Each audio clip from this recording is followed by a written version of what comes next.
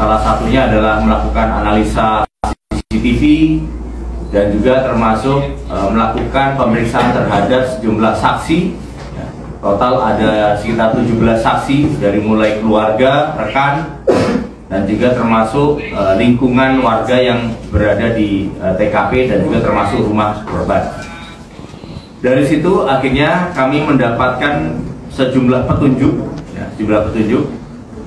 yang ternyata kami akhirnya berhasil membuka tabir bahwa modus kaitan dengan begal tersebut itu tidak nyatanya merupakan modus atau motif utama. Kami ternyata mendapati bahwa terjadinya kejadian ini itu ternyata diakibatkan oleh motif yang lain yang bukan merupakan begal. Jadi begal itu adalah merupakan hanya sekedar skenario saja yang dibuat untuk menutupi motif sesungguhnya. Dari hasil penyelidikan itu akhirnya tim gabungan, tim Sanggabwana Satreskrim beserta dengan Jatanras Polda Jawa Barat, kami menemukan petunjuk bahwa sesungguhnya yang menjadi motif utamanya adalah masalah sakit hati dan dendam, yaitu yang dilakukan oleh istri korban sendiri. Jadi akhirnya karena di situ kami menemui adanya sejumlah kecurigaan dari tim penyelidik.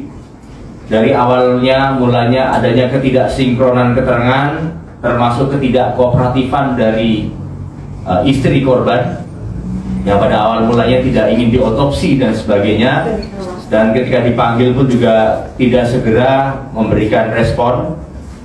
Yang akhirnya kami menemukan kecurigaan, dan setelah dilakukan analisa CCTV bahwa betul yang menjadi pelaku utama yang melakukan eksekutor itu ada 2 orang, yang salah satunya adalah adik ipar korban yang merupakan adik kandung dari istri korban dengan inisial PD, umur 19 tahun dan belum bekerja. Kami mendapati sejumlah kecocokan yang kami dalami melalui analisa CCTV bahwa ternyata adanya kemiripan antara pelaku yang terekam di CCTV dengan profil dari adik korban. Setelah kami lakukan interogasi secara mendalam, akhirnya terbukalah tabir motif sesungguhnya dari kejadian pembunuhan berencana ini. Yaitu pembunuhan berencana ini itu memiliki motif kaitan dengan dendam, sakit hati karena istri korban selama ini sudah tidak harmonis rumah tangganya, dan kemudian sering terjadi percekcokan, termasuk salah satunya adalah permasalahan ekonomi, di mana korban sudah mulai sering untuk membatasi nafkah kepada sang istri. Di satu sisi juga korban berdasarkan keterangan dari tersangka OC yang merupakan istri dari korban ini sering memarah-marahi dan sebagainya.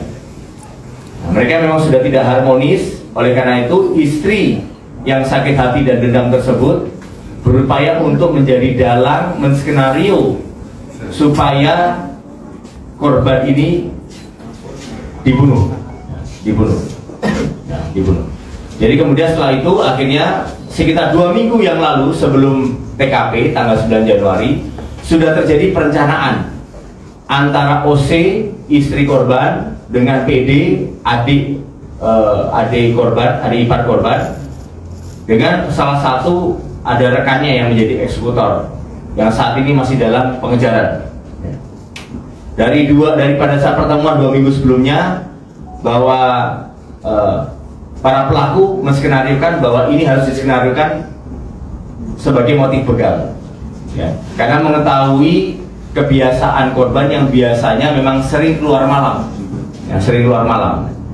Nah, sehingga pada saat itu diskenariokan untuk terjadi pada hari Selasa pagi, dan kemudian memang sengaja dikondisikan bahwa posisi istri korban pada saat itu ada sedang di daerah Bandung, sehingga tidak ada pada saat kejadian. Sebelum adanya perencanaan untuk mengelabui supaya menskenariokan motif begal itu, pernah ada beberapa skenario yang lain seperti mau meracuni korban. Namun demikian akhirnya disepakati bahwa dilakukannya dengan modus operandi seperti layaknya dibegal. Dari situ akhirnya kami sudah melakukan pemeriksaan terhadap 2 orang tersangka. Kami sudah tetapkan, yaitu tersangka OC umur 32 tahun yang merupakan istri korban, di mana peran dari OC ini yang pertama adalah menyuruh PD untuk mencari eksekutor, yang kedua juga membiayai kontrakan dari eksekutor, dan kemudian yang ketiga tentunya adalah menskenariokan supaya ini seperti tampak layaknya seperti dibegal. Sedangkan adik iparnya yaitu TSKPD itu memiliki peran adalah mencari eksekutor, ya, yang sudah kami kantongi identitasnya dan saat ini sedang dalam pengejaran.